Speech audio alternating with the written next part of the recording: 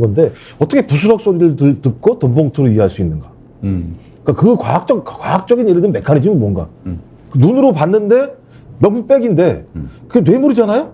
그건 모르겠대. 그러니까 제가 볼 때 이런 사고를 가진 사람이 지금까지 대한민국 법무부 장관을 했고 이런 사고를 가진 사람이 국민의힘을 살릴 수 있다라고 비대위원장으로 앉히는 이런 말도 안 되는 이 비상식과 소위 이 반인권적인 상황을 보면서 야 저러고도 예를 들면 저런 자리를 보신할 수 있다라고 하는 좀 그걸 인정할 수 있는 국민의힘 국회의원들이 얼마나 속으로는 모멸감을 느낄까? 아니 뭐 지금까지 뭐 자기가 밀고 가가지고 안 된 게 없었으니까 그러니까 자기 하는 게 다 옳은 줄. 아니 성공한 건 아무것도 없죠. 이재명 당대표가 문제가 있다고 얘들 지가 밀어붙여가지고 1년 6개월 동안 자기가 한 게 있나요? 또 아무것도 없죠. 그 삼성물산하고 제일모직 합병과 관련해서 어디죠? 엘리엇인가요? 네. 엘리엇에서 이제 ISDS를 걸었는데 1,000억 넘게 때려 맞았잖아요. 그래 놓고는 자기들이 많이 방어를 했다. 뭐 이런 식으로 얘기를 하고 있지만은 어쨌든 1,000억 넘는 돈을 물어주게 만들었어.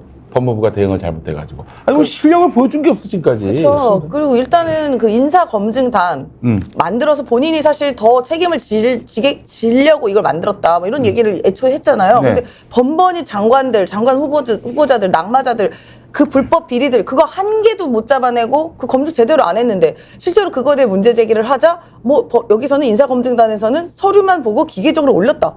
라는 황당한 이야기를 합니다. 본인의 무능을 지금까지 계속 국민에게 확인을 시켜줬어요. 어디서 그 교도소 갈 인간들만 세워놓고는 네, 말이죠. 네. 얼마나 엉터리냐면 법무부 장관이냐 비대위원장이 안 됐잖아요. 법무부 장관인데 명품백에 대해서 김건희 이제 여사가 불법적으로 수수를 했다고 하면 이걸 가지고 본인이 프레임을 뭡니까? 몰카 공작이라고 규정을 하고 받았던 행위에 대해서 이런 방구 말을 하지 않습니다. 그 행위가 불법인지 아닌지 그 말은 뭡니까? 이분이 법무부 장관으로서 할 수 있는 말인가? 저는 그냥 무관하겠습니다라고 하든지 아니면 정치권에 완전히 들어왔어. 아 이건 이 프레임입니다. 라고 하는 것은 그나마 100번 양보해도 아 정치인이니까 또 저렇게 얘기할 수 있구나 하지만 법무부 장관이 그렇게 얘기하는데 몰카 프레임 씌우고 받은 행위 자체에 대해서 아예 언급을 안 한다? 그럼 그 사람이 무슨 공직자의 자격이 있습니까? 아예 꽝이죠. 꽝이죠. 예. 그렇죠. 자, 그렇다면은 한동훈 비대위의 성공 조건을 한번 말씀해 주시죠. 성공 조건요? 네. 그러면 딱 하나 좋은 제 얘기를 말을 해요. 좀 들어줍니까? 그럼 제가 확실하게 얘기하죠. 네. 지금 당장 김건희 명품백 수사를 해야 되고요. 그렇지.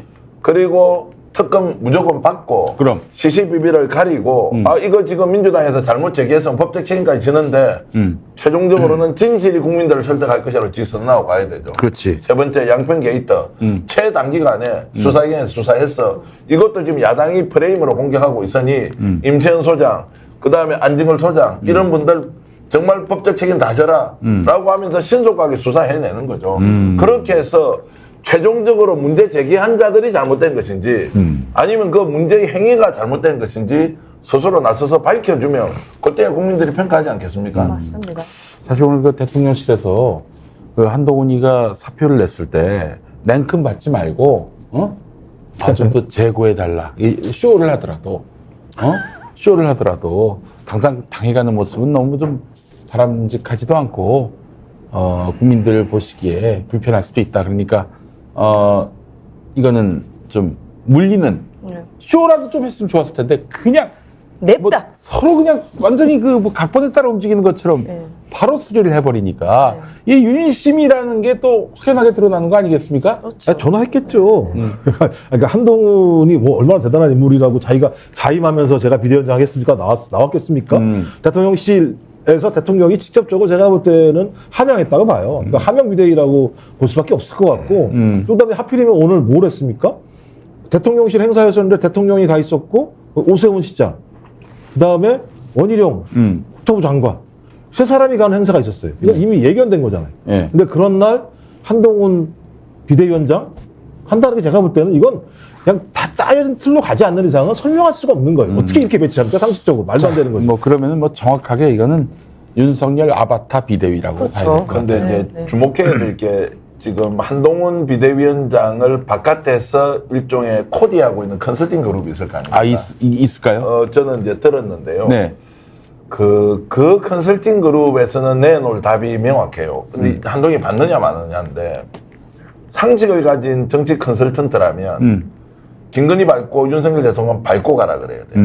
그리고 대통령도 만약에 총선에서 어느 정도 성적을 얻기 위해서는 밟아라고 해야 되는데 그 구조가 안 된단 말이에요. 그런데 그 컨설팅 그룹은 낼 거예요.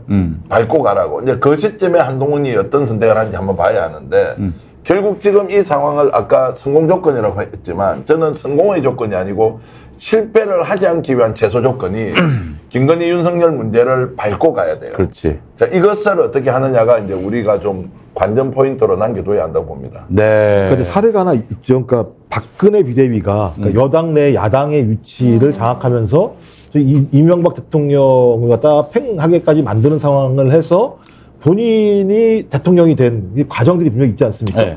그렇다면 한동훈이 해야 될 일은 말씀하신 것처럼 그런 일을 해야 되는 거죠. 그러니까 대통령 탈당까지 얘기할 수 있을 정도로 적어도 우리는 대통령의 탈당을 얘기할 정도의 혁신의 결단성을 가지고 있다는 걸 보여줘야 되는 건데 그걸 보여주지 않는다면 이 비대위는 혁신을 하지 않겠다는 거 않고 보신을 하겠다는 거죠. 그렇지. 그리고 최근에 이 한동훈 비대위원장 얘기와 관련해서 국민의힘 내부에서 나오는 단어들을 보면 아주 가관이에요. 이순신 장군을 비교를 해요. 원로들이. 강감찬도 있어서 강감찬. 그러니까 원로들이 비교를 합니다.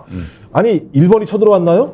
비대위가 만들어진 이유가 국민에게 심판받았던 거잖아요. 그러면 국민하고 싸우겠다는 얘기입니까? 이순신 장군 하는 게 또 하나는 갑자기 또 6.29 얘기를 해요. 하태경 의원 같은 경우. 6.29가 어떤 겁니까? 소위 하나의 일원들이 서로 권력을 갖다가 나눠먹기 위해서 소위 야합을 한 거잖아요. 그 국민들의 어떤 민주화의 열망을 타면서. 그리고 그렇게 나왔던 배경은 뭡니까? 12.12 쿠데타였잖아요. 네. 그래서 이것들이 자기들, 그 하태경 의원이, 검찰발 쿠데타를 비유해서 윤석열을 전두환으로 한동훈을 노태우로 비유하려고 하는 내부의 공격인가 이런 생각이 들 정도로 비유 자체는 제가 좀 말이 안 되는 비유를 들고 있어요. 그러면 어떤 식의 6.29를 해야 되느냐. 이제 자기 부정인 건데 한마디로. 탈당하라고 그래야죠. 윤석열 탈당? 당신 때문에 우리가 지금 지지율이 떨어지고 있는데 당신이 나가야지 우리가 다른 길이 열릴 거 아니냐. 다른 방법이 뭐가 있어요? 6.29 때는 그래도 전두환의 면을 세워주면서 그러면서 했던 차별화인데 그렇잖아요. 대통령께 건의하고 대통령께서 받으시면은 뭐 모르겠는데 안 받으시면 내가 대통령 후보직 민정당 대통령 후보직을 사퇴하겠다. 이게 기만적이지. 그런데 뭐 어떤 그런 모양새라도 있었는데 이거는 뭐 그런 구상이나 나올지 모르겠어요. 이렇게 무식하게 그냥 한동훈 비대위를 세운 걸 보니까. 제가 최소한의 조건이라고 말씀드린 거는 그렇게 하더라도 이번 총선은 이길 수 없다. 이것은 근본적으로 윤석열 정권에 대한 국민들의 평가와 심판 성격이 네. 다른 선거가 예를 들어 정권 심판 선거가 한 60, 70% 됐으면 저는 최소 95% 이상은 정권 심판 선거기 때문에 설사 국민의힘에서 지금 한동훈을 내세워서 김건희 윤석열을 밟고 가더라도 이것은 최소한의 조건이지 그것이 총선 승리의 요건이 된다? 어림도 없는 이야기고요. 아까 당 원로들이 나와가지고 뭐 이순신이 강남찬 이런 분 있지 않습니까? 좀 죄송한 이야기지만 이제 세월이 지났으니까 감이 많이 떨어진 거예요. 지금 민심이 어떻게 올라가는지를 생각하지 않고 자기 스스로 느낌을 가지고 이렇게 이야기하는데 정말 길거리 나가서 국민들 한번 만나보십시오. 어떻게 말씀하는지. 용가비 형님 특히 용가비 형. 소리를 찍찍 해대고 있어요. 우리 용가비 형. 예. 하여튼 이 한동훈 비대위, 그럼 이제 이준석 신당이 만약에 뜬다면은 그들은 한 몇 석 가져갈 수 있을까요? 제가 이제 지금 뭐 전망을 하면 네. 이제 정치 평론계를 떠날 각오를 하고 전망을 하면 2당, 3당 경쟁에서 국민의힘과 이준석 신당이 누가 이길지 모른다. 이렇게 저는 전망을 하고요. 민주당은 당연히 압승을 할 것이고, 네. 2당, 3당 경쟁이 이제 일어난다고 저는 보기 때문에, 지금 20, 30석 보통 얘기하지 않습니까? 네네. 훨씬 더 많아가지고 아마 비등비등해질 겁니다. 비슷비슷해진다고요. 4, 50석. 뭐 이상 갈 수도 있다고 보고요. 그래서 이것은, 제 감에는 지금 이 한동훈 체제를 만들므로써 이준석은 실제로 천운을 얻은 사람이 되고요. 그 천운을 얻은 상황에서 이 사람이 했던 말이 있습니다. 때가 되면 내가 이 당을 장악하겠다고 했던 말 생각나죠? 네. 이것이 아마 이제 실제 이루어질 수도 있다 이런 우리 이제 생각을 합니다. 시청자분들은 이렇게 아시면 될 것 같아요. 그래서 2당, 3당 경쟁이 이제 총선 때 이루어질 텐데, 그러나 총선 지나서 대선에 임박하면은 2당, 3당, 그 이제 국민의힘에서 갈라진 두 당이 합쳐질 겁니다. 합쳐진다는 점을 감안하고 판단을 하셔야 됩니다. 아, 민주당이 1당, 다음이 2당, 다음이 3당. 그게 아니라 네. 2당과 3당은 언젠가 합쳐진다. 정확한 지적입니다. 그래서 이 지금 친윤 세력을 몰아내고 지금 새롭게 판을 짜는 사람들이 왜 판이 커지느냐면요. 결국 다음 대선은 우리가 주도해서 끌고 갈 수 있으니까 네. 신당 쪽으로 몸을 올려서 새로운 좀 도약의 일종의 이제 모멘텀 동기를 만들자 이런 것들은 확실히 계획 안에는 들어가 있는 것 같아요. 저는 그런 의미에서 민주당이 150석을 넘지 못하면은 내용적으로 진 거라고 봅니다. 네. 예. 그 2당, 3당이 훨씬 못하겠지만은 둘이 합쳐서 1당을 이기면요. 네. 그럼 내용적으로 진 거예요. 그걸 좀 알아야 될 겁니다. 맞습니다. 그리고 150석이든 180석이든 민심의 흐름을 좀 이해하고 그 민심과 같이 눈높이를 맞춰야 되는데 실제로 윤석열 이 정권 들어서서 단 한 번도 부정이 55 밑으로 내려간 적이 별로 없어요. 네. 거의 부정 콘크리트 60, 뭐 지금은 거의 70에 달하기도 하고 이 세대에 따라서는 뭐 한 80도 나오기도 합니다. 특히나 이번에 김건희 씨 관련된 여러 가지 비리 혐의들이 나오면서 이 부정 콘크리트가 더 공고해졌거든요. 네네. 그러면 이 부정에 대한 이 민심을 읽고 그거에 맞춰서 행동을 해야 되는데 그냥 그저 타협하고 윤석열 정권 역풍이라는 이유로 계속 타협하려고 한다? 그러면 국민들은 민주당에 대해서 150석이든 180석이든 그게 의미 없다고 생각할 수도 있어요. 그렇지.